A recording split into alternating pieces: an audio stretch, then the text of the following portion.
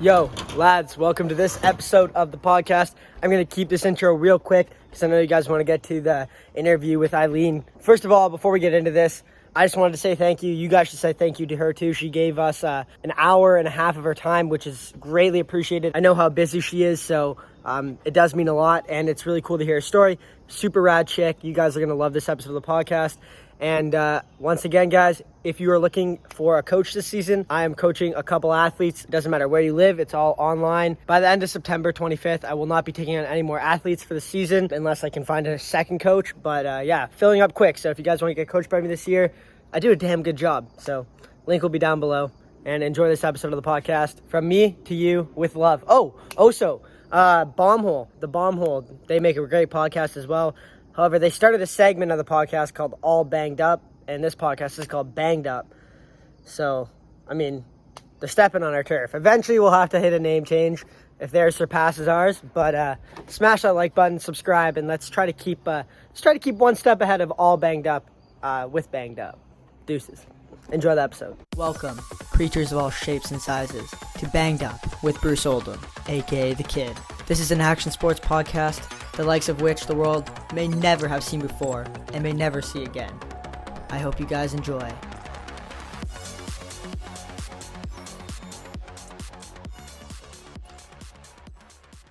I know how. I was like trying to figure out Zoom, but then the problem with Zoom is that A, it's too confusing for me because it's me. And then B, my mom's house, the Wi-Fi at my mom's house is appalling. Like, if I send a Snapchat on the Wi-Fi, it will not show up or send till the next morning. So, like, I can't do any sort of things. And then my dad just moved out of his house, so I have no internet whatsoever. I got, like, I think 30 gigs on my phone now, which is pretty damn good. So, I just burn through that and hope it works. I was like, oh, if this Wi-Fi does not work this morning, I'm going to be bummed. So I'm burning all of my data. Hopefully the data works. If the data doesn't work, then she's like, you could go drive to Tim Hortons or something. I'm like, I'm not doing an interview in the Tim Hortons parking lot at 6 a.m. A, the Wi-Fi will be just as bad. Pardon? That is the most Canadian thing ever. Yeah, I know, eh? I've been working on my Canada stuff. I'm like, man, if I gotta like represent Canada one day, I want to be like on point. I want to be wearing my bearskin rug, have my moose antlers in the background in my room. It'll be perfect. Do shots of maple syrup before competing. I just do that for fun, honestly. Like shots of maple syrup, a little bit of my coffee, and I'm off to go. Check out this mug, Papa Bear. That's beautiful. I'm a big mug guy. That's been my one, I wouldn't say fetish, but that's my collection. Everywhere I go, I grab a new mug. I like cool mugs. A mug fetish? Yeah, maybe a mug fetish I'd call it. I have like 20 different mugs. My mom hates it because, like, you know, when you have a bunch of different, like, mugs in a cupboard, it never, like, lines up right because they're all different. Yeah. They're all different shapes and sizes, and it's like, stop it. Stop bringing home mugs. And I'm like, Mom, I'm only here for the summer sometimes, so let me keep my mugs. But yeah, anyways, I guess we'll get down to it. So, I'm actually pretty interested in this because I have no clue about your background in park skiing and stuff like that and how you got into it and your backstory. I kind of tried to do some research, and by that, I went to the bottom of your Instagram page and, like, I was like, oh, she started skiing in, like, 2006. Oh, cool. And then I kind of, like, went through a couple things, and then I was like, this was last night, and I got off work, and then I did ski training, and I did MMA training, and it was like 9:30, and I'm like, okay, I gotta research this podcast. I actually made notes. I did do that. Okay, I'm getting well, more just questions, and some of the questions are just so prepared. Yeah, 10 out of 10. I give myself. Anyways, how did you get into park skiing? I want the full backstory. I'm actually pretty interested because I genuinely have no clue. Yeah, for sure. So I started skiing for the first time when I was 3, and that was because my mom really liked skiing. I was born and raised in San Francisco, so that's a 4-hour drive to Tahoe. Mm-hmm. And so we pretty much just go on the weekends. I mean, I would say from the ages of 3 to 8, I probably was like 15 days a year, like literally weekend warrior. Whenever she wanted to go, I would just kind of go with her. She would dump me in the ski school and call it a day, and she would go skiing and have a good time. Yeah, she'd go après and blast around the mountain. Yeah, there you go. No, she wasn't the after skier. She was like the aggressive. You know what epic mix? Like Yeah. This app that keeps so she was an epic mixer, and I'm pretty sure she won North Star like epic mix. No way. 1 year. Yeah, so That's she goes dirty. hard in the paint. Like, you do not mess with Mama Good. So she, so she really liked it. And when I was 8, so I grew up skiing at North Star, which kind of like has this reputation of being really flat, like not having the best big mountain kind of terrain. Mm-hmm. So I think the thing that really started it was I was definitely an adrenaline addict. You know, I was always climbing trees, always doing all that stuff. And so I started straight lining from the top of the mountain all the way down. That would scare some people. Yeah, exactly. And so my mom was like, okay, so we can either put her into racing or into free skiing, which is this other thing that nobody's ever heard of. But the whole point is to get me skiing slower. And so racing kind of seemed counterintuitive. So she just randomly put me into free skiing, and that's how I got into it. I skied on the weekends. I would say probably like 40 days a year. And I was the only girl on my team. And it was actually kind of funny because I went to an all-girls K through 8 school, you know, very preppy. We had the little sailor suit uniforms. It was very kind of that vibe. And then on the weekends, you know, I was with these little scoundrels.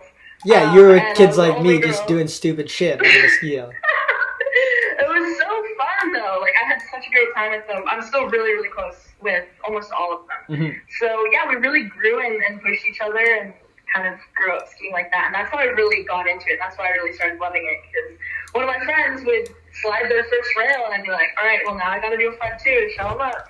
And if I did that, then he was like, all right, well, now I have to, you know, learn a blind two. And then it kind of just built up like that. And I think so many skiers have a similar backstory. It's all about learning and progressing with your friends. So I did that, and then I started competing for the first time in USASA when I was 9. When you were 9? Yeah. How old are you now? I'm 17 right now. Oh, I was going to say 18. Damn it. Okay, 17. I was off that one. 17 right now. Yeah. That's close enough. My birthday is in September. In September? Yeah. Hey, mine too. What date? No, wait, what day? 12th. The 12th. Okay. Good for you. Good for me. Yeah, so that's how I kind of got into it. I started competing when I was 9, and I remember I was really, really nervous, like terrified nervous for my first competition. And my coach ended up coming up to me, and he was like, I don't want to, like, you know, throw you off your game, but I hope you know you're the only girl in your age group. So, like, even if you do really badly, like, you're still technically going to win. And I was like, oh, well, that's pretty good. Like, I like winning. And so, you know, I didn't fall. I did do my 360, you know, thank God. And took home that gold medal, and that's kind of how I started.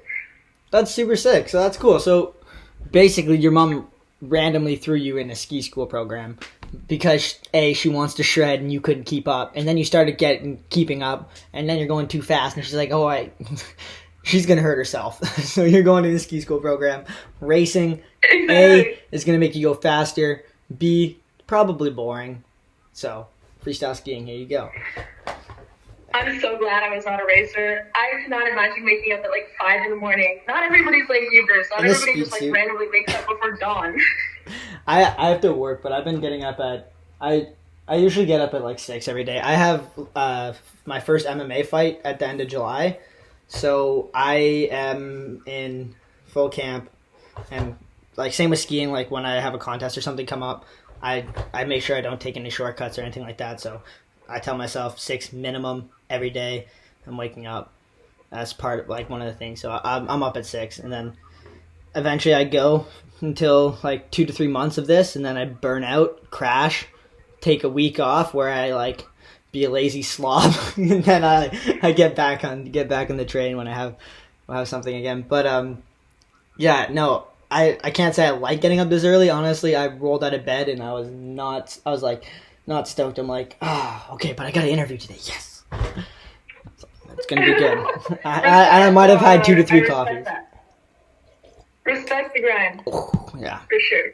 It's something that a lot of people don't see and don't appreciate. But if you, I don't know, you look at like any successful person, they didn't get there without working hard. So that's cool, because I was wondering how you did, because I personally didn't know that you had anybody in your family that skied, right? So she skied. Does she still ski? Does she still shred them out around, or? Not as much. Yeah. She likes to follow me and like kind of shadow me in all my contests. So I remember this past fall, I think it was like October, and I was in Dubai in Austria. And because of COVID, they'd actually shut down the whole mountain, and they had all the athletes in bubbles. We were kind of meeting at the gondola at a certain time, and then everybody was going up individually in the bubbles in the gondola. And then the gondola would close. So even if you wanted to come down early, you couldn't. Like, the camp was the only thing on the mountain that was free. But it was pristine. Like, it was perfect. Probably the best camp I've been to, side note. But everybody there was either an athlete or a coach. And so everybody who was actually skiing was an athlete. And then there was my mom, who was also there. And there was this little groomer that was next to the pommel lift. Yeah. And so she would just be shredding the groomer all day. And because she was the only one there, it would be like fresh poured at like 2:30. And so she was just having the time of her life on this glacier in Austria. And I remember her telling me, feeling super self-conscious, because she was like, I can't fall off the like pommel lift or like whatever, because people are going to judge me. People are judging me, you know, like nobody's judging me. That's hilarious. Everybody's probably like, who's this rad chick just shredding the groomers all day? No, she's famous. Everybody knew she was my mom. She's just living it up. She's definitely more famous than me. And there you go. I have a question for you. Is your mom one of those ones that worries? My mom is. It's taken her a while to get over it, but since I was the first one that kind of got into like this kind of stuff, because like my parents are very adventurous and outgoing, but when it comes to like extreme sports, neither of them had anything like that. So when I was a little kid, I started getting in, like, just doing things like this, like, just doing stupid shit. And it took her a while to get over the fact that she's like, oh my god, you can't do that! Like, even now, like up until, like, 2 years ago, 2 years ago, she'd come to contests and she'd be like, oh, I don't know if I can watch. Like, or is your mom like that at all? Or is she like, nah, she's gonna stop 100%. it? Yeah, okay. No, she's like that 100%. I feel like that's, like, the mom instinct. I remember at my third World Cup in Rome in Italy, there was like that big screen right in front of the lodge area, and that's kind of like the live broadcast. So she could have been watching that. She could have been watching live, which is like right in front of her. Yeah. But instead, she just like was pacing, standing up, sitting down, like head in her hands. People had to go over and be like, Eileen's gonna be okay, but like, are you okay? Like, is everything? Is everything good? Like, don't worry about it. No, she definitely doesn't watch. She gets very, very nervous. But I think that's all moms. They're just protective. You know? Yeah, I think most moms are. I mean, some of the slams people take are pretty aggressive. But it's so funny because, like, I was obviously, like, I'm the first child. And then I have a little brother who's 10 years younger than me. Absolute weapon. That guy is he's my pride and joy. I love him. But, oh my God, he is an animal. And my mom... like, when I was a kid, she's like, oh my God, Bruce, are you okay? Cody, like, will do a triple backflip, land on his head, and she'll be like, and just keep walking. He's like desensitized to her? Yeah, she's so desensitized. He comes home covered in bruises from falling out of trees and shit like that. Like, I come home one day and he's like hobbling inside, and we have a big rock in our backyard, and I guess he decided he wanted to rock climb, and it's like 20 feet, and he fell off it, and he's like hobbling inside. My mom's like, you're right? He's like, yeah, I'm good. And she goes, okay, and just goes back to what she's doing. I'm like, oh, dude, you good? Yeah, it's funny. Yeah, he's an animal. He just got into skiing the last 2 years. He's gonna be quite good when he's older. But that's sweet. So you got into it, and you got coached, and you were doing weekend warrior coaching kind of style. And the cool thing I like about what you were saying is you got into skiing, I think, like you said, similar to what most people did, but like this is how I grew up in skiing. Like, I think times are changing a little bit now to the point where it's like you get in a school program or a coaching program, and they're like, okay, here's what you need to do. You need to do your cork, you need to do your hips up, blah, blah, blah, blah, blah, right? I started park skiing when I was, I think, like 16-ish, maybe a little later. Like, I was in grade 11 when I started, like, really getting into park skiing. But my whole skiing, like, I was weekend warrioring whenever I could go, and we'd go on, like, one family trip. And then I'd just, like, launch off every little side hit or something I could see and, like, try to do whatever. And then I got my driver's license, and my friends got their driver's license, and we'd go to the hill. There's, like, 3 of us, and we'd be like, yo, do you have any clue how to do a backflip? They'd be like, no. And I'm like, rock, paper, scissors. And whoever lost would have to do it. Or like one of us would be like, if you do a back four, I'll try a Misty. And we just every night after like school for like a whole like one winter, like we'd go, it was like an hour drive, so we'd go like three times a week, and we just launch ourselves. And that's how I learned. Like when I first got my first coach, like 2 years later, he's like, oh my God, where did you learn? Like, these are awful habits. Because I'm setting corks like this. Because no one told me how to do it. We'd have like, you know the garden trampolines, like the black bed ones? Yeah. I put it underneath my garage roof, and I'd go run up my garage roof, and I'd put a sprinkler underneath it because the water would make it wet and it would kind of double bounce you. And I'd jump off my garage roof onto the trampoline just to like try to tuck a double front flip around as fast as I could. I'd just be like spinning, but I had to do it when my parents weren't looking because I wasn't allowed on the garage roof. They could yell at me, so they'd be cooking dinner, and I'd be just jumping on the trampoline, and then they'd be cooking dinner. I'd see them go into the kitchen, I'd just run up on the roof, jump off the trampoline. Off the roof onto the trampoline and just shit like that. But I think that's something that I think is missing in skiing now. Like just sending it and having fun with your friends. So it's cool to see people like learned like that. I think a lot of the people, like older people nowadays, learned like that. But I think, like, I don't know, like I go ski hill and I see a lot of the young kids. I'm really good friends with a lot of the young kids at the ski hill, and but a lot of them they go on weekends, and it's like, okay, we're gonna work on front twos. This is exactly how you do it. We're gonna work on back twos. This is exactly how we do it. And like, it's good for learning. You get better really quick. But sometimes they're like, I want to do a back four. I'm like, and they're like, but I have no clue how to do it, and I need to like work all these steps. I'm like, or you could just send it, and we'll see how it goes. I'm sure we'll be okay, unless it's not a really hard icy night. Just let her bach. Absolutely. I think I kind of had the reverse of that almost. Like recently, I was in Mammoth, I think it was like in May, so a couple months ago, and it was my first time at a camp, really, for a long time without a coach. And initially, you know, I totally felt like I was out of place. I was like, how am I going to learn anything? I'm terrified to try anything. And eventually I started laughing with some of the guys on the U.S. men's half-pipe team. Yeah. And I was laughing fights with them, and I was like, I'm kind of feeling it. Like, I kind of want to learn, you know, which is for me a natural right, so like right alley-oop rodeos on a bag. And they're like, okay, like, it's an airbag, just like do it. I'm like, okay, I mean, that makes sense. And I think I did like one or two, and they're like, do you want to just do it on snow? Like, it looks pretty good. And I was like, yeah, I mean, like, it feels pretty good. Like, do you think I can do it? And they're like, yeah, probably. Do you want me to film you? And I was like, yeah, for sure. And then I did it, and then it was the same with my right port 10 in pipe as well. And so, like, I totally get what you mean. It was definitely really refreshing, and it was a lot of fun. Very low pressure, but, like, you have to be in the right vibe with your friends to be able to trust. Yeah. And they're just like, just try it. If someone's like, just try a triple, like, I'm probably not going to try a No. triple. But if it's, like, something within reason, and I just need somebody to give me, like, the healthy little push, I totally agree with that. This is my motto I've coined. I call it the safe send, okay? Okay. I like to send my meat, but I know when there's kind of a level of like in my mind I'm like, okay, can I do a quad? Probably not, so I'm not going to try that.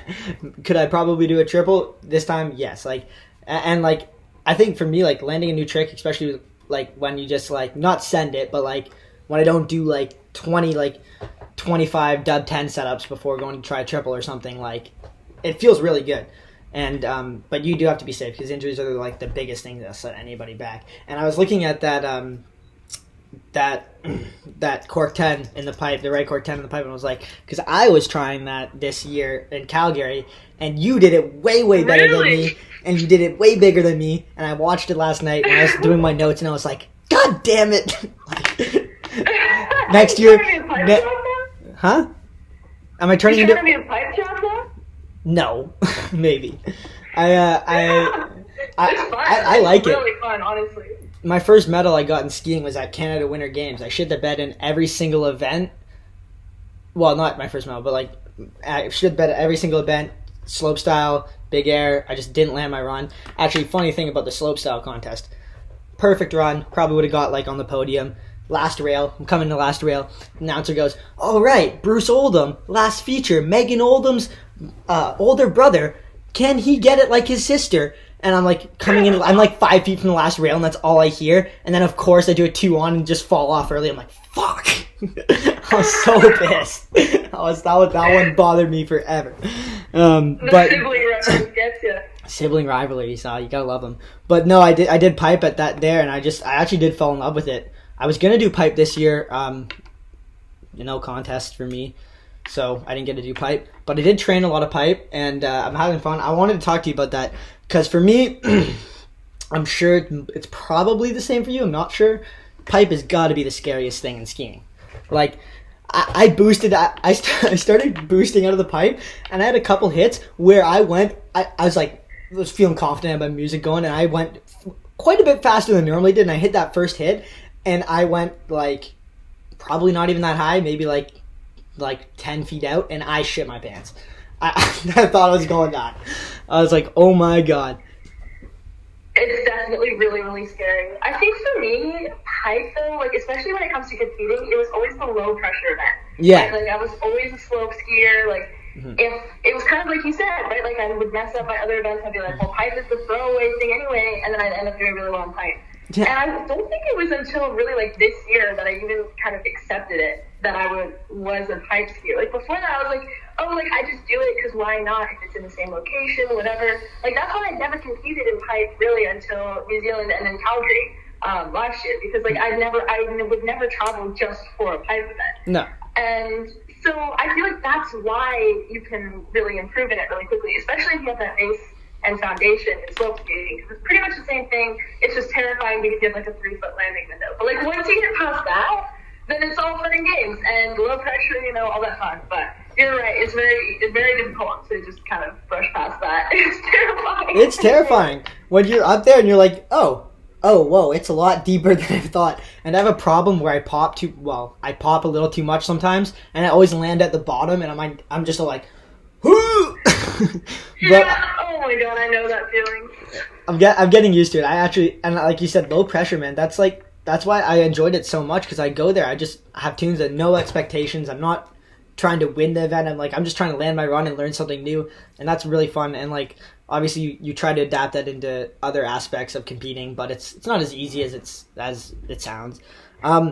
This is cool though. You're three-peating in all, like I think you're the only person in freestyle skiing right now that is doing all three disciplines at the level you're doing it. I don't think anybody's doing it. Gus Kenworthy's not really doing it anymore. He did back in the day, but like that's pretty cool to be able to do. And the fact that you got 3 gold medals in all 3 disciplines, or 3 not gold medals, 3 medals in all disciplines at X Games, but you missed the gold in big air. I was watching that event. I saw that.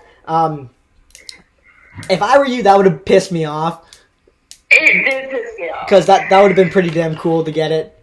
If you had landed that trick, it would have been close for sure. Why? A, how annoying is that? And B, come the rest of the season, are you still planning on doing, like, the next coming seasons? Are you planning on trying to do all 3?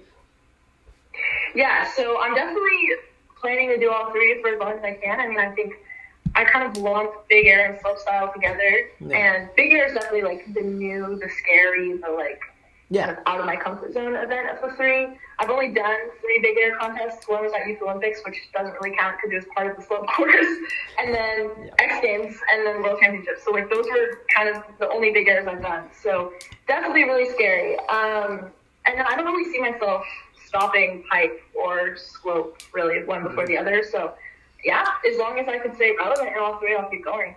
And I think that big air, yes. So I kind of put it like this. I was writing about it in my journal the other day, and I think it's more just I was really happy with the medal. It was my first X Games, my first event. I was the only rookie in the field, the youngest, all of that. My first real big air, definitely the biggest jump I'd ever hit. It took me like an hour and a half in practice to even hit the jump. Like, it was so funny. I was sitting at the top. Everybody was, like, laughing the jump. And I was just sitting there. I was like, I don't even think I can, like, hit this. Like, it's those so big, terrifying. they're scary, eh? Like, that Aspen Open big air jump is... big jump. X Games one, it's big. For sure. I was very scared. And especially because I kind of grew up... I never really had big jumps. Okay, so that's the same as me, too. I never had big jumps growing up. And, like, when I hit big jumps, I'm not scared, but it takes me a while to do it. And my sister, Megan, Megan, obviously, because she's on, like, when you guys compete and stuff, she hits big jumps all the time. Like, even the course jumps are big, right? But I'm from, like, I ski like small resorts like Mount St. Louis most of the season, and then I go to a contest and there's a 60, 70-foot jump, and I come from like 40-foot jumps. So for me, same thing with what you're saying until I rudely interrupted, but it's terrifying. Yeah, no, you're all good. I totally agree. I was pretty interesting that, like, I think I was really happy with the color of the medal, the fact that I podiumed in first place, all of that. But in terms of my performance, absolutely. Like, I did the right 12 first try in practice right before competing, like literally 10 minutes before. And then I was like over-rotating, under-rotating, like I have no idea what was going through my head at that point.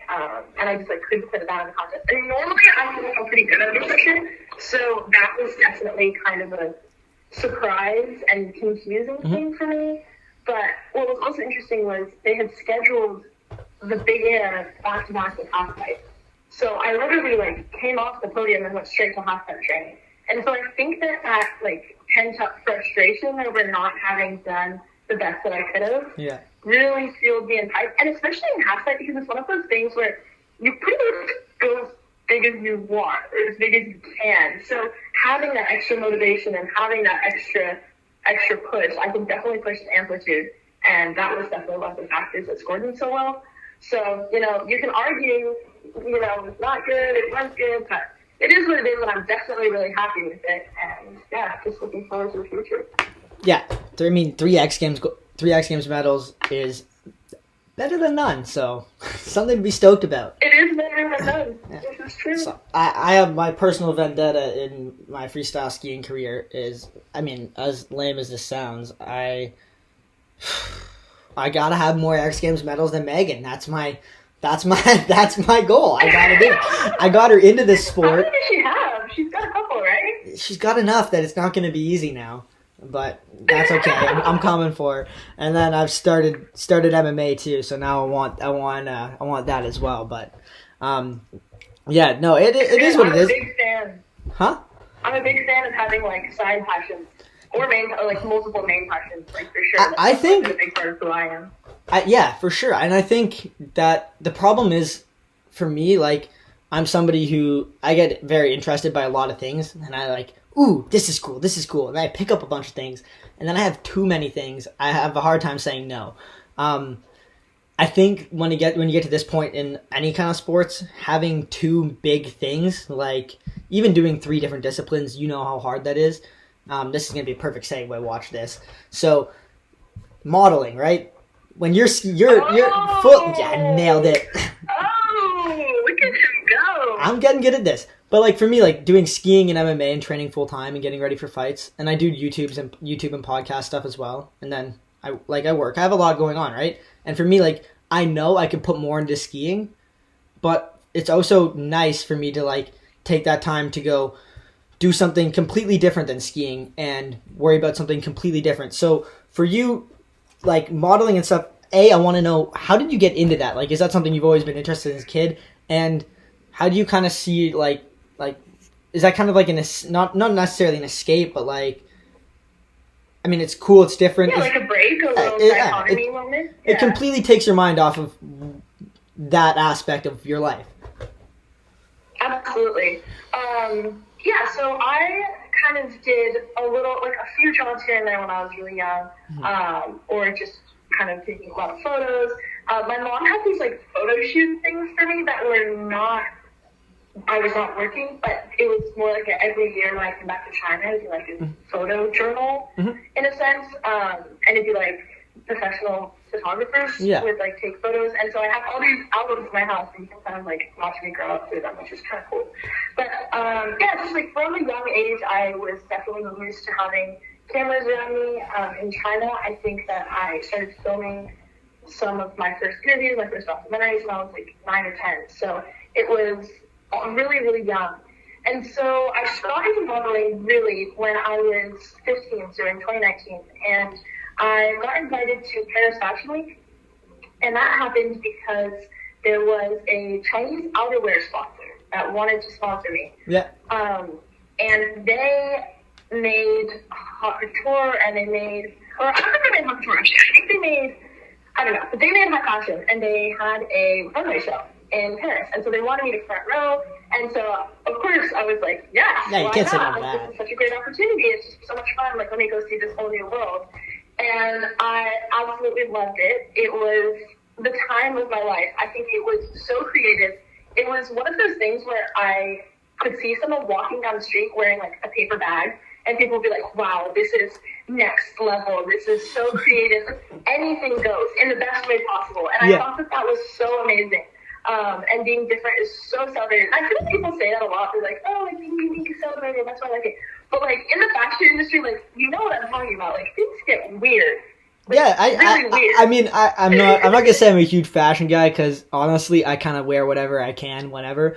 But like, same with the earrings. My mom's like, "You look like that weird kid." I'm like just messing with me. I'm like,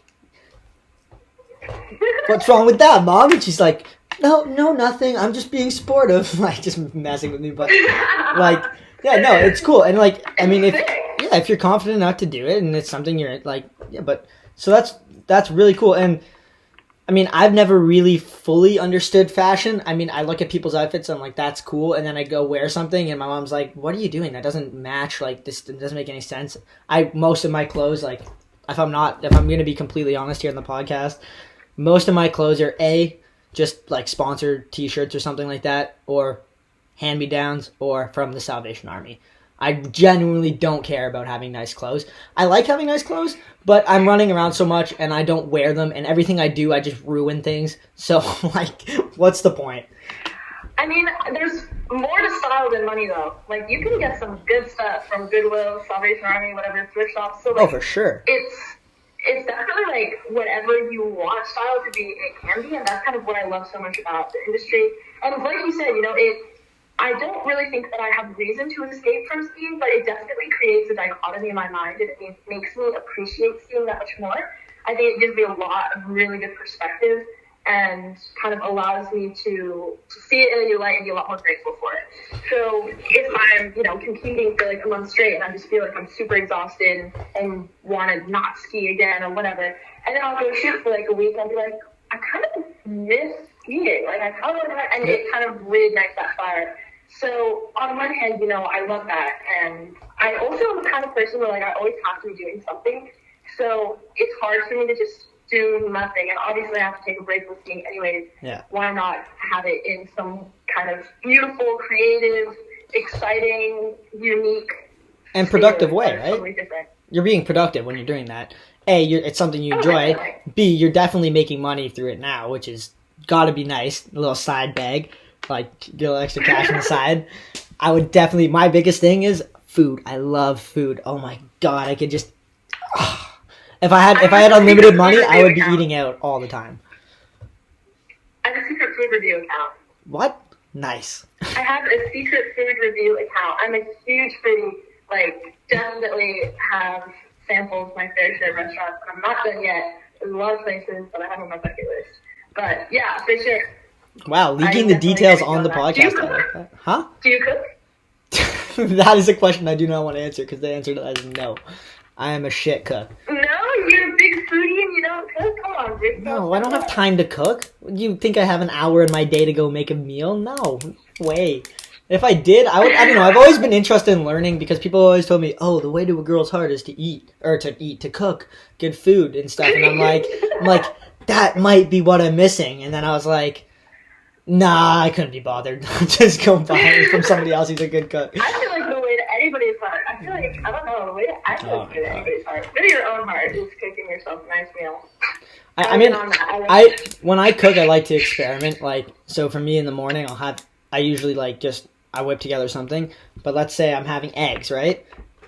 Oh, what's this? We have leftover salad? I'll throw that in the eggs. Scrambled eggs with salad. Oh, what? We have rice? I'll throw that in there. Oh, asparagus? Chop that up and throw that in there. It usually is usually really bad, but I mean, it goes down the hole. Like, I'm a foodie when it comes to eating other food, and then when it comes to making my own food, I'm just like, whatever gets me on to the next thing so I can keep going. What is your favorite food? What is your, favorite meal? I couldn't pick. Yeah, I don't know. I couldn't pick. I'm kind of it just depends on the mood I'm in, honestly. I'm a big fish guy. I eat a lot of fish. Yeah, nothing really stands out. How about you? Sushi. Big sushi guy. I really like Taiwanese food. Mm-hmm. I I've been really into Korean barbecue lately. That's good. Very good. Very good. And then, yeah, I could definitely go for good Italian always. I travel with my own truffle oil, so I'm pretty extra in pretty much every sense of the word. Yeah, that's extra. You know, I'm gonna call you out on that. That's extra. If you're carrying truffle oil through the thing, then that's extra. It's like the little one, but it's good. It's got to be white truffle oil, and you can put that on anything. Bland avocado toast, truffle oil. Oh, avocado toast. I've been big on that lately. That's good. Do you do any like fasting or anything like that? I don't. I have definitely tried and kind of figured out eating habits for sure. I think that for me, being both an athlete and a model, like my body is literally my job, right? And so kind of taking care of it and then also like allowing it to perform to the best of its ability while also, you know, maintaining the way that it looks is a very, very fine line. So I do have a nutritionist through Red Bull, and she has been a really great help. I think that it's really about sustainable things because I really can't afford to like not eat enough for a week and then kind of eat too much and then mess up my metabolism, and then how does that affect my performance in 2 weeks and the shoot that I have tomorrow. And so it's just too much to juggle if I'm always changing it. So I would say I'm a very balanced eater. In general, my main, like the bane of my existence in eating is I have a huge sweet tooth. So, you know, any kind of fruit is a godsend. So that's kind of my big thing. But other than that, I kind of just work with her to the best of my ability. Dude, if I had a nutritionist too, I would do the exact same thing. It's pretty like, I mean, sometimes you want to eat other stuff, but like, yeah, it definitely makes sense. I don't have time to like really, really slap down on a diet, and B, also, like, I don't know, I just burn so much like calories a day that I literally just eat as much as I can, and I will not put on weight. It will not happen. All right, lads, quick intermission on this episode of the podcast. As you guys know, the podcast is brought to you by the ASC, the brand me and Pat created to help support underprivileged action sports athletes, you know, provide them with a way to chase their dreams and to be able to pursue a career in the sports they want to. So if you guys want to check out the website, grab some merch. All the proceeds go towards helping out athletes and putting on events at local hills. The link will be down below as well. But yeah, hope you guys are enjoying this episode of the podcast, and I'll see you at the end. With that being said, what does like a regular day look like for you? Because I know you're really busy. Obviously, you're in quarantine now. Times are different, but like a typical day, because we've talked about this like kind of briefly, and you post about it before and stuff. And I actually have a book on that huge pile of books that never gets read over there. Don't know if you can see it or not. Actually, it does get read. It just takes me a while. That was my one weakness as a kid. I would read like literally like a 300-page book a day. And my parents would be like, they would get mad at me for reading because I'd be up to like 3 a.m. reading. And they're like, come take my light away and stuff. And they'd be like, stop reading. And then I'd like go use the closet light. And then like, yeah. So I completely went off the books reading for like, when I got into high school and stuff. And now I'm getting back into it. But I got a book on why we sleep. And sleep's so important. And you get like 10 hours of sleep sometimes. And I don't know how much you get on the average. But that's insane, because me, again, I'm a little bit of a night owl. I try to, like, dial it in, but I get, like 7 hours max a night. Like, and for how hard I push my body, I know it's not good, but I don't know how I can find time to do more. I always feel like I'm behind a step. Yeah, I get what you mean. I think, well, part of it is also, like, genetic or just kind of like your own body's predisposition of how much you need to sleep. Like my grandma, for example, she'll sleep like 5 hours a night and feel great and doesn't really need more. Me personally, I would say average 10 hours a night. Right now I'm in quarantine and I've got nothing better to do, so I'm actually been sleeping like 12 hours a night. How do I do it? I feel like if I just That's insane. let it go, I sleep forever. That's insane. Maximum, I would wake up after 9 hours, absolute max. Like, no matter what. If I sleep 5 hours, I genuinely, like, feel like it's non-functioning. Like, 10 hours has been my bare minimum, really. Like, it really is. I have been on the 9 p.m. to 9 a.m. grind recently, and it's been a great time. Yeah, I think I've always felt that, and I think in going back to your question about, Oh, for the reading thing, I would totally do that. I would have the flashlight under my pillow. I would have an alternate flashlight hid around the room, so in case my mom found this one, I would like have everyone. Should be good.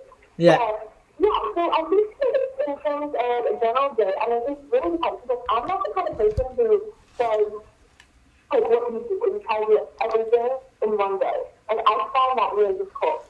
For me, I would kind of have like one day really dedicated to one class. So in the sense that like, if I'm training, pretty much I'm thinking about skiing all day. So I'm gonna wake up, maybe I'll do a little warm-up, stretch routine, whatever.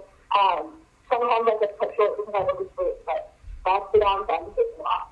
And then, they'll get skiing for 8 to 2:30, whatever. I normally try not to take lunch because I get really busy when I eat, especially when I eat carbs in the middle of the day.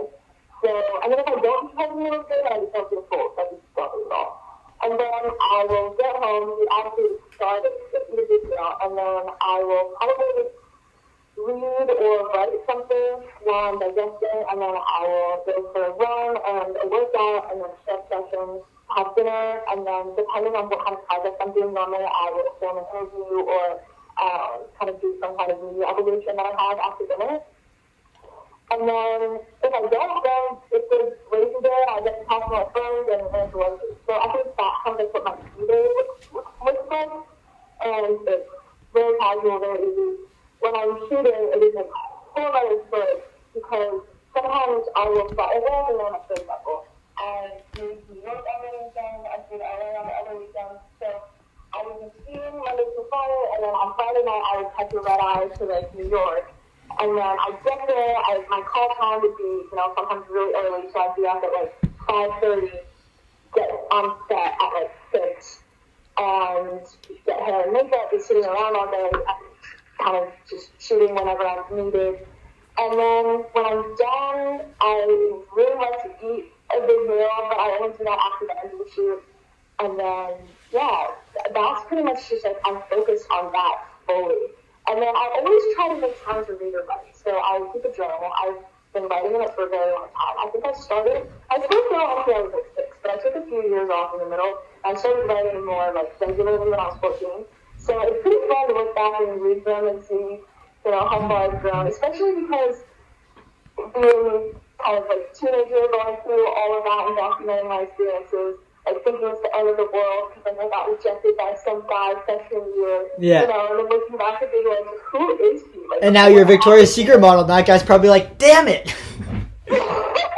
He's definitely bummed. It's just, it's just funny. Like, it definitely gives me a really good perspective. Yeah. And it's fun to look back at. So I try to have time to read and write every day. And then that's kind of been my happy place. And I also try to run every day. I grew up running, so that has been really important to me as well. Yeah. What are you holding? These are my journal books. You're so coordinated. They're all the same color. They're black moleskin ones. Very, very in depth. I have one. I don't journal my daily life, but this one is for my MMA striking. This one is for my skiing. So all aspects of my sports that I do, I write down every single day I train, what I learned, what went good, what went wrong, what I could improve on, and stuff like that. And I started doing that like 2 years ago, and I found that's helped a lot. I would like to get into actual journaling, but I don't really, A, have the time, B, I don't want to be that guy with a journal, because girls, it's kind of cool, guys, it's like, and I'm just like, But I was doing my hike, hiking the West Coast Trail, and I was vlogging it, and I was like, damn, I really wish I had a journal to write, to write down all my adventures / stories, and have I could leave it in a secret room in my house, and my kids will find it one day, and I thought that would be cool. So I'm gonna do that. I'm gonna get a journal for all the cool trips and stuff like that I do, and things like that down the road. But that's part of the reason why I got into doing vlogs and stuff like that. I kind of always liked it a bit. I started doing it when I was 10 or whatever, and then, or not 10, sorry, when I was in grade 9 or 10. And then I was posting them and stuff, and I was having fun with it, and I was but people are going to think I'm that kid. I don't want to be that kid. So I stopped doing it because I was worried about what people thought. Little did I know when you're, 21, 2 now? I don't even know how old I am. I said I was 21 the other day. I'm 22. I don't know. I got to figure this out. And when you're 22 and you get to this point in your life and you don't care what other people think, you're just doing you and like whatever, like you're being yourself. But I've started doing it again, and I really enjoy it because like it's kind of a fun experience and I enjoy doing it. It makes me get like do more stuff, but also it's so cool to go back and look on some of the things I've done, and like journaling is really cool. It would be really cool to have all them journaled as well, but like in terms of ease and just access, it's really cool to be able to go back and like, oh, I was up 60 feet in a tree this day with a chainsaw making a rope swing for no apparent reason. I was an idiot. And like go watching that. I feel like I'm gonna be like 60 years old on my bed in a little wheelchair because that's probably how long I'll make it. We're hoping for higher, but honestly, live fast, die young. That's been the motto, and it would be cool to go through and see all this stuff. Or even have my kids like be able to go watch it and be like, "Oh, yo, Dad, you're an absolute idiot," but that's dope. So, I always thought that was cool. Totally. Okay, well, I've taken up quite a bit of your time, and we could honestly, I feel like we could talk a lot more because I have a lot more questions. So I'm gonna ask a couple more if that's okay, and then I do have to get ready for work. So I feel bad about it, but how much time do you have? No, let me know so I can answer them shorter. Pardon? Let me know how much time you have so I can answer them shorter. No, it's fine. Answer them however. I feel like I'm pushing them on. This is your podcast, okay? I'm just the host. This is your podcast. The fact that you're giving me 45 minutes, I'm pretty stoked upon. I wasn't expecting that. So, 7:30ish. You got maybe 25 minutes, and then I'm cutting you off. Okay. So I gotta go look at my list now. I don't know why I was so excited, and then I had him in my head. Okay, so recently you got nominated for an ESPY. That is absolutely insane. Thank you. What is that experience like? And are you gonna win it? Do we know? Do you have an inside scoop? We'll see. I mean, so here's the thing. I found out, it was kind of a funny story. So I was in Hawaii recently with three of my best friends. Yeah. And so we were all there, and on that particular night, we were all having sleepover in our hotel room, and one of them was snoring really loudly. Like, it's annoying. Really Dude, loudly. what's up, buddy? And so I was like throwing a pillow at him. I was, oh, is that Duke? Yeah, Duke's coming to say hi. I'll move the camera so you can see him. Hello. There you go. Now tell your story. Hi. I'll pet my dog.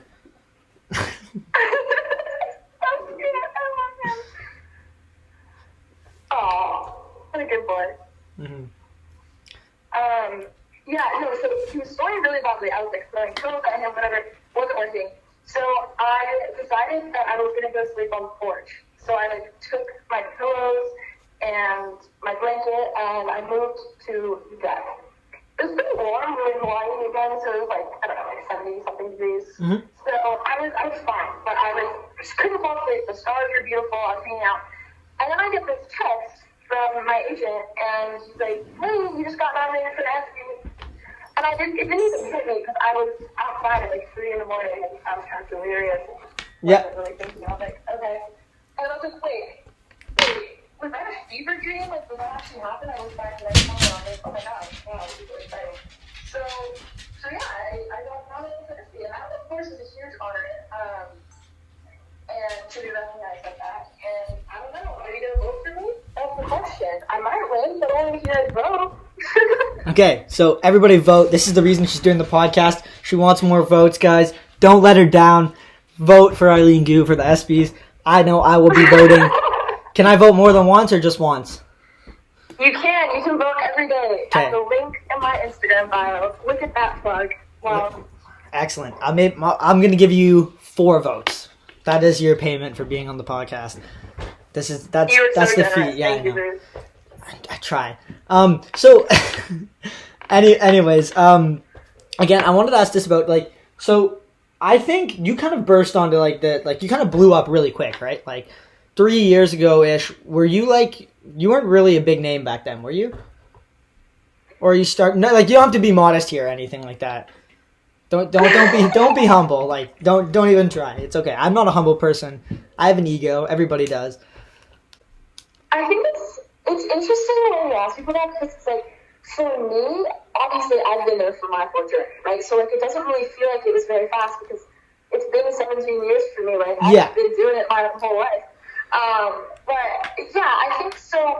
I had my first World Cup invite when I just turned 15. So I turned 15 in September, and then I got invited to Dubai in November. I ended up getting 11th place at that, but I was half a point out from finals. And I remember I was super upset because I messed up, like, a right two-on, which is, like, the easiest trick in the book for me. Like, it's my go-to, like, how did I mess up a two-on, right? So I got really upset. I went down to, like, the little public mini park, and I hiked one of their rails. And I think I probably did, like, 25 twos on. I was there for, like, hours. And the U.S. team coaches at the time were like, where did Eileen go? Like, we wanted to congratulate her. Like, a rookie getting a left cut her first World Cup. Like, that's pretty good. And meanwhile, I was, like, crying and sweating and, like, hiking. You know when you get into that zone and you're like, don't talk to me. Like, I'm going to do this trick and nobody's going to get in my way. Yeah. It's kind of like that. So I was there for quite a minute. And then my mom was like, yeah, she's, like, doing something. Just don't talk to her. And so, yeah, so that definitely really motivated me because going into it, I didn't have expectations to do well. I was just upset that I didn't do the best that I could. Yeah. But after that, it kind of made me realize that, like, I could be relevant, you know, like, I could have a chance to do well. So my second World Cup, I was at Font Romeu. I ended up getting second place. And then my third World Cup was in Senegal, and I ended up winning that. So I haven't done a ton of World Cups because I was a full-time student at a really rigorous high school. I also was the first person in my high school's history to graduate early. Yeah, keep going. I'll come back to it after. Okay. So I kind of had a lot of things going on, and I couldn't really afford to miss school. So I only went to the contests that I absolutely could go to because I was on break or whatever. And so I really only went to those two World Cups my first season, and then my second season I had Youth Olympics, whatever, and then Calgary. And then I ended up winning half-pipe and slope at Calgary. And that also kind of made me realize, okay, I can really do this. Because I think I was finding ways to discredit myself. Yeah. Like, Font Romeu, I was like, everybody else, you know, the weather wasn't great in training, and nobody had good training, so I just won because everybody else did badly. Mm-hmm. Or in Senegal, it was at the same time as X Games, so, like, all the X Games athletes were at X Games, and I was, like, second tier or whatever. Like, if I actually wanted to do well, I should have been at X Games, whatever, you know, stuff like that. Yeah. And except at Calgary, I felt like people were actually there, and I actually won the event based on merit. And so that definitely built a lot of confidence. And then it was Dubai this year, and I ended up getting third place at that. But I was not hyped because I kept messing up on front four. It was the most ridiculous thing I'd ever done.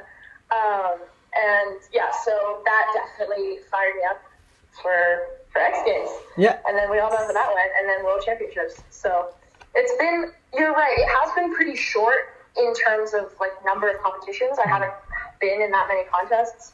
But in terms of, like, one thing that I think I'm really proud of in my career is my consistency. So I was on a streak from the second World Cup that I did until World Championships. I think that was like 16 podiums in a row. And then I broke it because I messed up my World Championships or my World Cup run right after World Championships. So could have been 18, but that's pretty good. You lose some. So quickly, I want to toot my own horn here. I had a goal for myself last year to land a run at my planned run at every single event.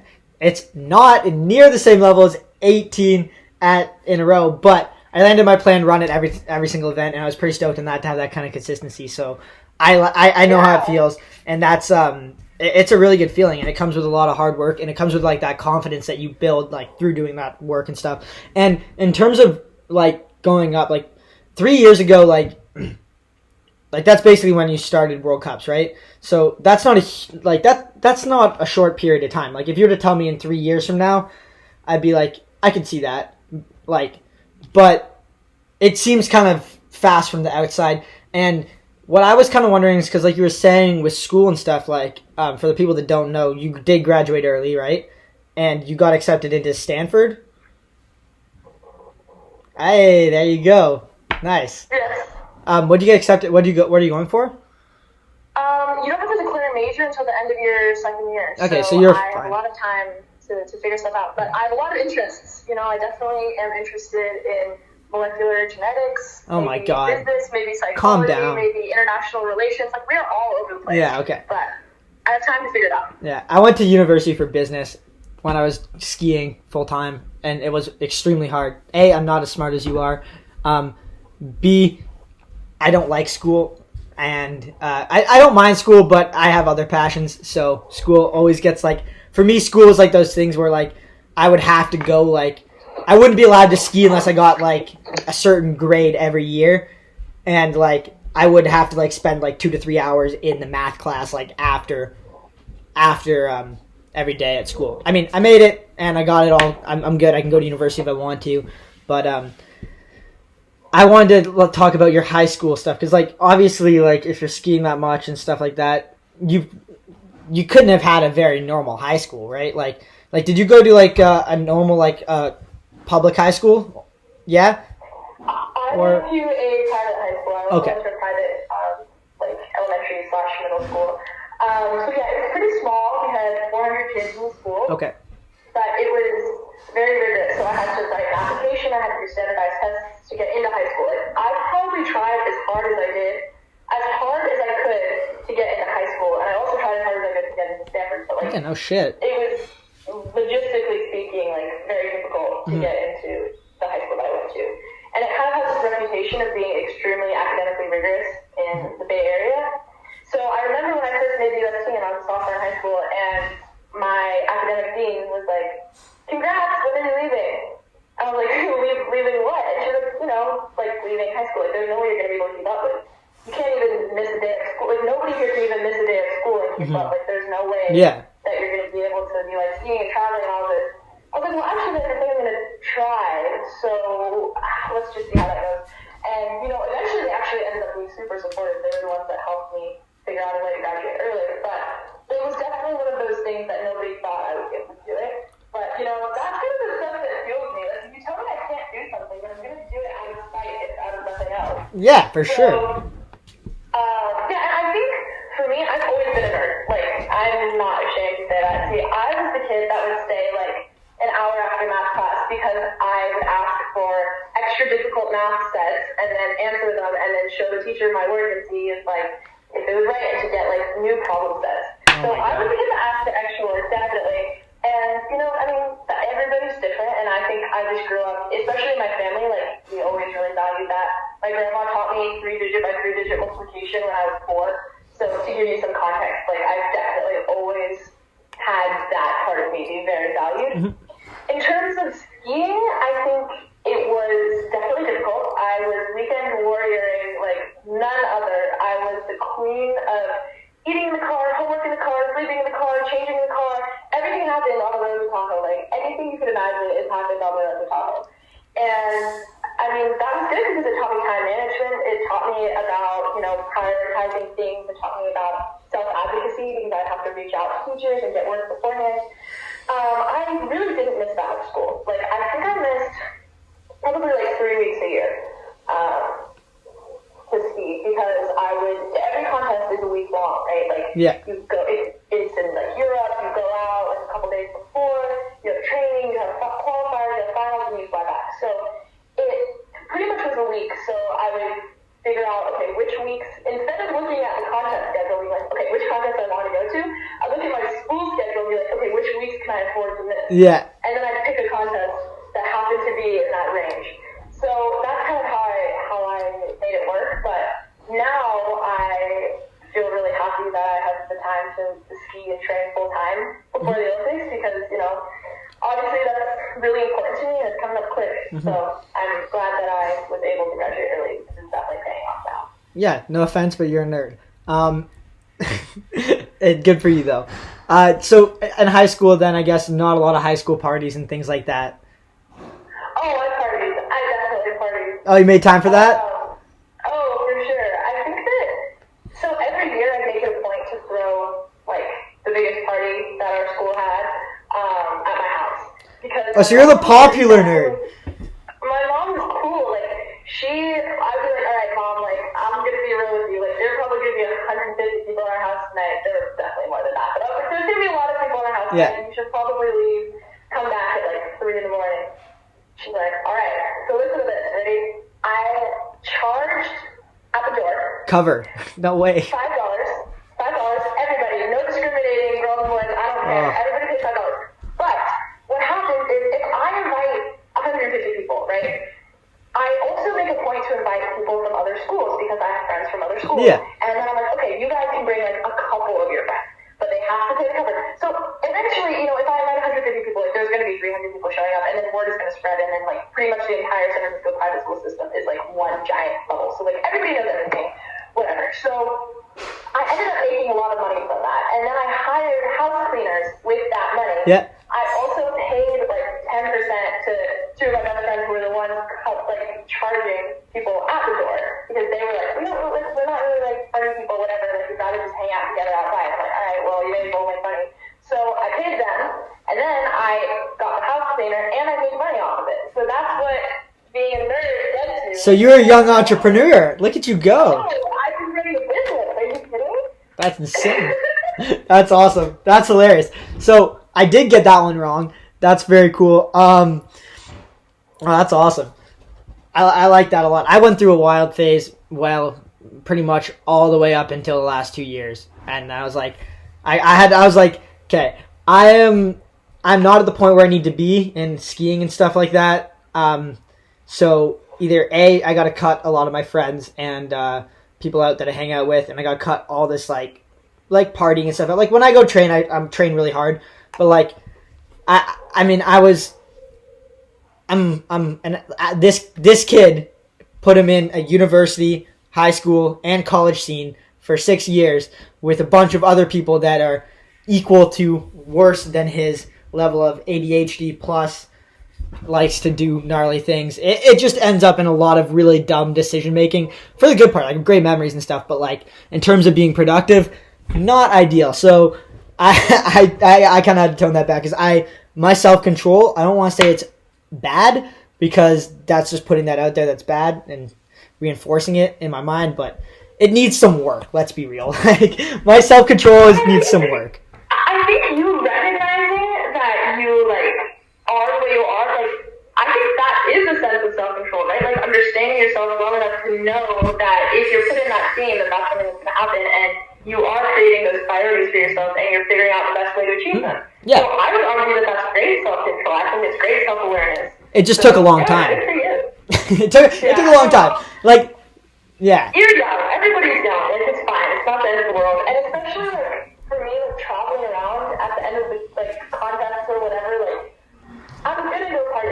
Especially when I was really young, like, I think, because I was always one of the youngest kids on the circuit, right? Like, now I don't think I am anymore, but I am for some of it still. Yeah. My point is, like, if I'm in a room with a bunch of, like, 20-year-olds and they're all going to the party, then I'm also just going to go to the party. Like, I didn't know what was up. I was, like, 15 and just happy to be involved. So, for sure, like, I definitely got a taste of that scene, and I definitely created it in San Francisco. I mean, it's fun. It's social life, and I think it's important. Like, I'm definitely a workaholic, and I think it's really important for me to have that kind of, like, downtime. Oh, my God. My social life the last 2 years has been zero to non-existent outside of when I'm skiing or when I'm training. It's just the people I ski or train with. But I honestly, like we were saying, like it was something that I kind of like came to the realization I had to do just to start progressing, and obviously it's helped a lot. But yeah, so I mean, besides partying and shit, obviously that can't be going on too much in the next little bit. You got the Olympics coming up. What I know, like, I mean, anybody that is going to Olympics should be pretty stoked about that. I think in skiing terms, people aren't. It's not something that it's a big goal and it's a big thing, but it's not like something like rowing or track running where like that's your one goal and you're training 4 years for it, right? There's a bunch of different pit stops along the way. But coming up in 4 years. Coming up in a little bit, like, how excited are you? What are your thoughts on it? And what are your goals? Like, I mean, obviously, knowing you from this podcast, your goals are definitely, you want a three-peat gold in the Olympics. I don't blame you. I would want to do the exact same. My sister is in the Olympics. I'm going to cheer for her, no offense, but you can get 2 bronzes or 2 silvers if that counts. But, what... Wow, that's downgraded to bronze? Like, who's getting... Yeah, well, maybe you go for all 3. Maybe you go for 1 of each. Then you can have, like, all the colors. I don't know. But what are your thoughts and stuff about it coming up? Yeah, for sure. I think that it's kind of funny because I feel like a lot of people in the ski industry have really mixed ideas about the Olympics. On one hand, people are like, it's ruining the sport, and on the other hand, they're like, it's creating so much progression. And, like, it goes whichever way you want it to. I am definitely, like, a comp drop. Like, I mean, it is what it is. Like, I love skiing. It's so much fun, but I also love competing, and I think that's part of the reason why I love skiing. And I don't really think there's any shame in that. So, I think for the Olympics, it's a big deal. Like, it's a pretty big deal to me. And I also think because I'm younger and I'm in that generation where the Olympics are, like, I remember in 2014, people were like, oh, like, X Games is a bigger deal than the Olympics. I think there are still some people who are like, X Games is bigger than the Olympics. But for me, like, I think the Olympics are the biggest contest. And I think that's more of a cultural thing, given how long it's had time to take root in the sport. Yeah. So, yeah, especially because I'm competing for China, and the Olympics are going to be held in China, so there are definitely a lot more fan base. Yeah, it's going to be insane for you. You're going to get mobbed. It's pretty chaotic. This is my first summer coming back because I couldn't come back last year because of COVID, and I'm definitely kind of seeing the difference that it's all. Is that why you're there to train? Are you going to be there for the whole summer? No, so I'm going to be here until August, and I'm going to South Bay to train in late August. But yeah, I'm here for pretty much like media stuff, and I'll try to. They have an airbag here, so I'm going to try to hit that if I have time. But it's more like a media thing. But for sure, like Olympics, I'm really excited for it because it's a world stage. It's an opportunity to spread the sport, especially because it's such a niche sport. Like nobody knows what freeskiing is, and like being able to show people that and being able to like increase viewership, increase cultural relevance. It's huge. It's so important, especially as, a woman of color. Like, that's a really big thing for me. Like, I look around the sport and everybody's white. And, like, that's cool. But being able to have more representation, especially younger girls of different races and different backgrounds. And I think that is so important. So, it's in China. The audience is there. They have 300 million people on snow, kind of spreading awareness about skiing now.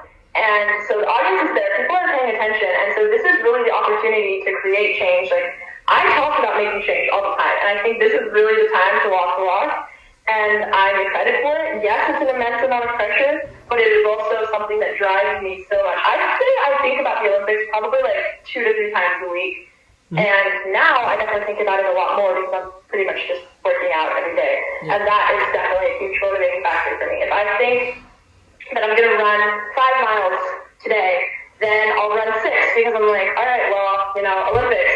And so it's kind of one of those things. So whether or not it's a good thing or a pressure thing, it's definitely motivating me and it's a good goal for me to have. So I'm trying to, in my own head, twist it to be something that is a positive reinforcement goal and also at the same time take pressure off, which is very difficult to do, and we're about to find out how that goes.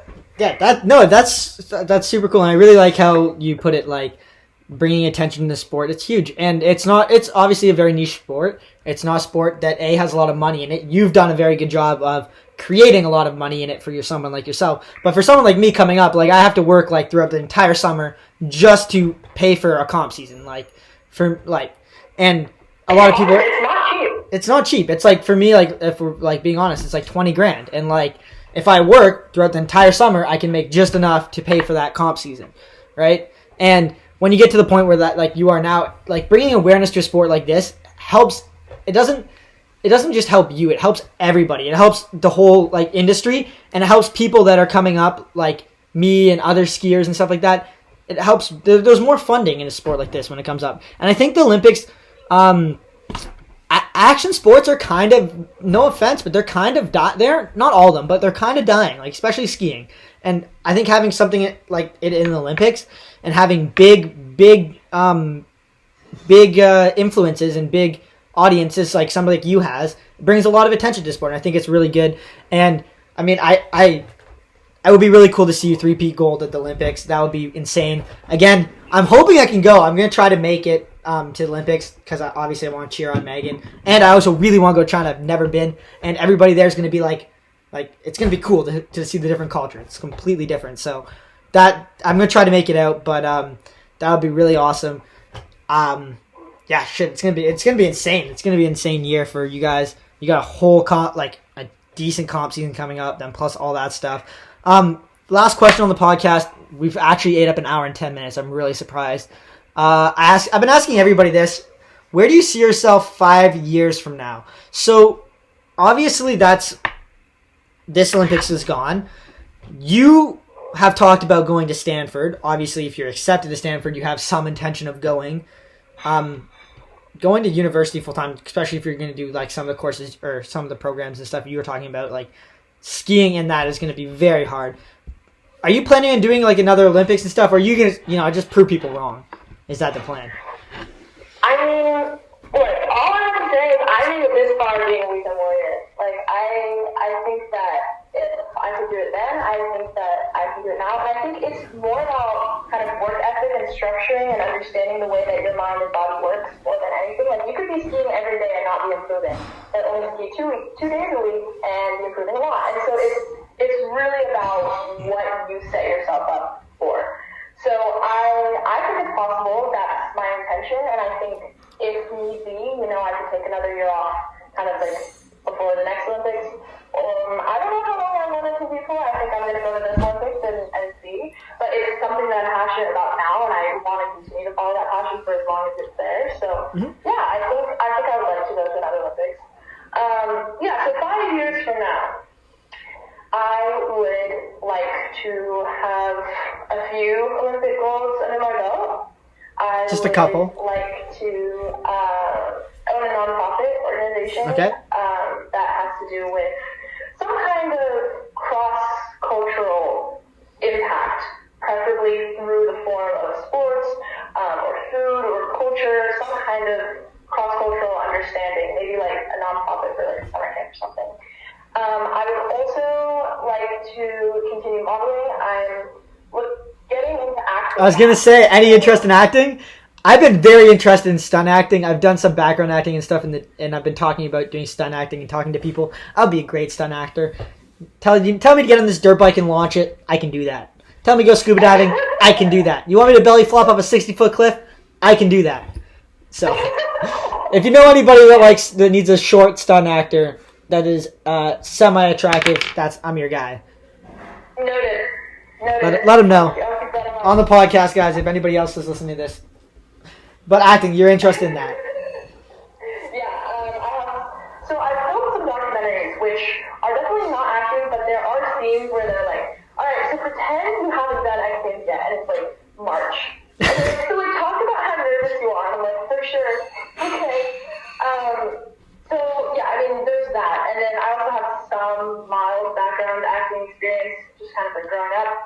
But I have some jobs coming up in the future in like actual acting, so I'm really excited for that, and it might be more of a long-term thing, but I think it's within 5 years, so that still suits the prompt, nice. I think. So I'm still acting, still modeling, making some kind of flow impact, still skiing, and most importantly, I hope that I still have a really strong network of friends. I think that I've been really lucky so far because I feel like I have really great support back home, so being able to kind of maintain that and create new friendships and being able to give love to people and receive it back and be a positive influence, I think is all that I can ask. And it's a lot easier said than done, so we'll see how far I get. But I think you got it. I think it's doable. The one other thing on the topic of this is, so when it comes to like your acting and modeling gigs and all this stuff like that, you obviously have an agent, and do you have a manager and stuff, and does he deal with all this stuff like that? Yeah, so I have a ski agent. His name is Tom Yaps. He's really, really great. He has a lot of athletes. He has like A-Hall, he has Maggie, he has Colby, he's got Maggie Mastro, so Burke Irving. So yeah, he's got a lot of really great athletes. And then in terms of modeling, so I'm signed to IMG Models. So I have an agent under them, but the way that they work is it's not like one direct point person. It's kind of like every manager within that level of work kind of networks and works together. together. Yeah. So if one agent finds a job for me and they're like, all right, Chanel has this interest in you. And then like another manager is like, all right, well, I just talked to Fendi, and like so it kind of just creates internal dialogue. So yeah, I'm managed by IG models, and then my mom is like my overarching umbrella manager, and she kind of manages everything. Nice, that's awesome. Yeah, because I'm getting to the point where I'm starting to look for an agent and stuff like that for skiing, and I just on a personal level, that's like that's too much to try to take on and organize and plan and stuff by yourself. So that's very, very cool.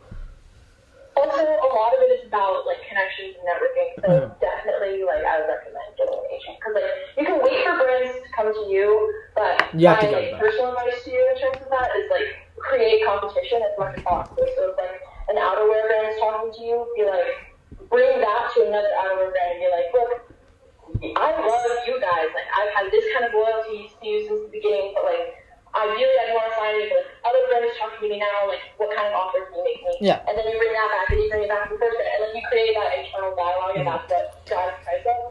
So that was my best advice to you. And then yeah, also get a manager. It's really helpful. Just negotiate good terms. Yeah, because for where I'm at in my ski career, like the biggest step I can make is to get to a point where I am self-sufficient and I can train full-time. Like, I have no doubt in my mind, if I don't have to work, like, I'm one of those people, I'm sure you are too, you could drop me off at 6 in the morning, 8 in the morning, I will train the entire day until I'm done. I will crawl into my bed, and I will rinse and repeat every day. I have a bunch of other interests, but I don't think there's very many people that could outwork me, and I like to show that, and I like to do that, but my biggest problem is time, because I have to work and stuff like that. So obviously I'm at the point where I've got some sponsors who are supporting me and paying for stuff like that, and it's just something that I've been looking into and I've been talking to other people about, so I was interested in that. Good tips though. And for any young person coming up in the ski industry, what would you tell them? Like, let's pretend I'm like we'll go 10-year-old kid. I can do some backflips. I got my first cork. I'm doing pretty good for 10. And let me say I can fire a front six. I can do a front six too. What would you suggest for me? Okay, I mean, here's the thing. It depends, right? Because what do you want out of skiing, little 10-year-old? Do you want to be the best competitor? Do you want to be like just having the most fun? Like, where is it at? Because I think in terms of, I can speak from the competitive standpoint, right? Because I would consider my best strength to be my work ethic, my brain, the way that I think and structure all of my training and my competitions. So I would say, like, there are going to be times that you don't love it. And, like, that's the time when, maybe it's 3 o'clock and not closed at 4 and all your friends left at 1:30. And, it's clouds are starting to come in and you've been hiking this rail for like 2 hours, you're sweaty, your goggles are foggy. You just want to go home, you're like, I don't think I'm even going to get this trip. Like, those are the moments that really make or break you, because those moments add up. And, like, it's all about working to the max of your ability. And also structuring it in a sense that makes sense.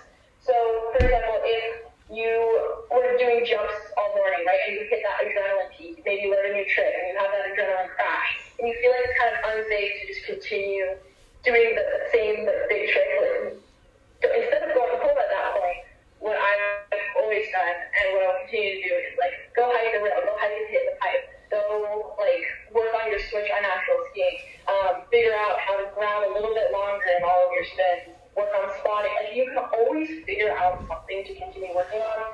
So it's about that, and it's also really about competition mindset. So like build up your confidence before you start competing at a high level, because if you go into your first contest thinking that you're not going to win, it's really hard to reform that if you keep not doing well and reinforcing that belief, right? Like, you need to go in thinking that you have a chance to win. You don't expect it, but you go in wanting to win. Yeah. And so I think that from the very get-go is make or break. So from the very beginning, every contest that I've entered, I've had the opportunity to win. Maybe I didn't, but in my head, I was like, look, I'm in it to win it, otherwise I wouldn't be here. And so I think that is also really important.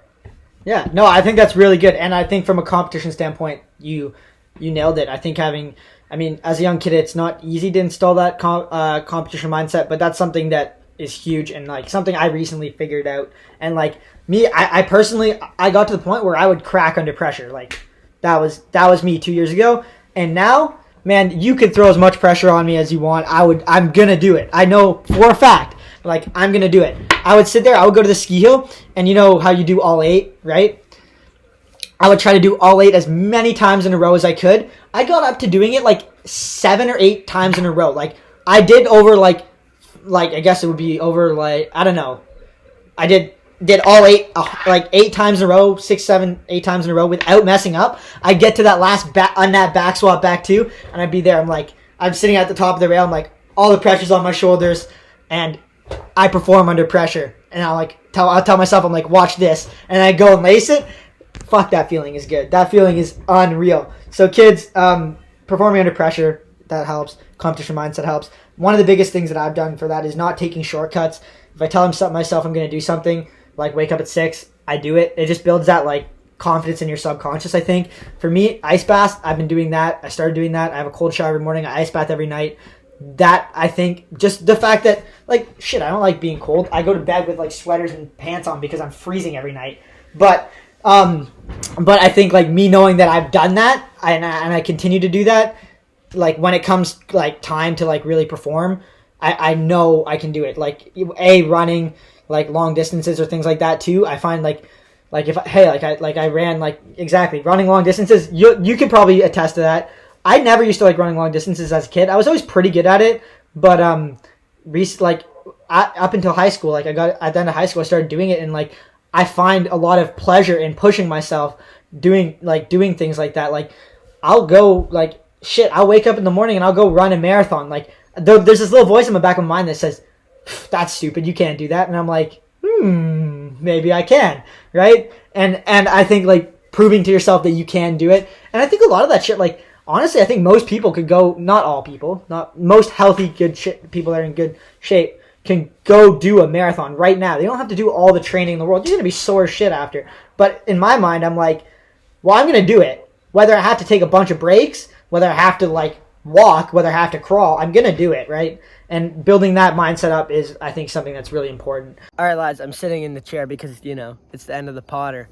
And just wanted to say thank you guys for listening. I hope you guys enjoyed this episode. Eileen, super, super rad chick. I gotta say, thanks for coming on. Like, appreciate it a lot. Any other big guests or anybody else wants to come on, let me know. My DMs are open. And also, yeah, I hope you guys enjoyed this one. We're coming. We're catching up. And subscribe to the podcast if you haven't already. Leave a comment, favorite part. Like it. I don't know. Do whatever you want to do. I'll see you in the next one. Deuces.